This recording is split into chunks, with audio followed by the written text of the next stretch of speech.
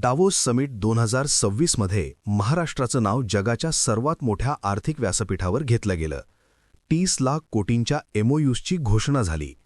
पण हा विषय फक्त आकड्यांचा नाही, याचा परिणाम महाराष्ट्रातल्या प्रत्येक भागावर होणार आहे. पण नेमका कसा? डाव्होस म्हणजे काय? डाव्होस समिट म्हणजे वर्ल्ड इकॉनॉमिक फोरमचं वार्षिक संमेलन. इथे जगभरातील देश, राज्य सरकारं, मोठे उद्योग समूह आणि आंतरराष्ट्रीय गुंतवणूकदार एकत्र येतात.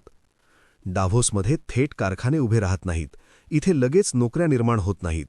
इथे चर्चा होते, करार होतात आणि भविष्यातील गुंतवणुकीचा पाया घातला जातो. म्हणजेच डाव्होस हा अंतिम निकाल नाही, तर गुंतवणुकीच्या प्रक्रियेतील सुरुवातीचा टप्पा आहे. हे सगळं समजून घेण्यासाठी आधी मागच्या वर्षाकडे पाहूया. डाव्होस 2025 मध्ये महाराष्ट्र सरकारनं 15 लाख कोटींच्या गुंतवणुकीसाठी एकूण 54 एमओयूज साईन केले होते. यानंतर महाराष्ट्र विधानसभेत सरकारकडून दिलेल्या अधिकृत माहितीनुसार या एमओयूजपैकी सुमारे 75% करार प्रत्यक्ष अंमलबजावणीच्या टप्प्यात आले. म्हणजे डाव्होसमधील बहुतेक करार फक्त कागदावर राहिले नाहीत, तर पुढे कामात बदलले. हा इम्प्लिमेंटेशन रेट राष्ट्रीय सरासरीपेक्षा जास्त असल्याचं सरकारकडून सांगण्यात आलं. हे सगळं होतं मागच्या वर्षी, डाव्होस 2025 मध्ये. आता प्रश्न असा आहे, डाव्होस 2026 मध्ये महाराष्ट्रासाठी काय वेगळं आहे?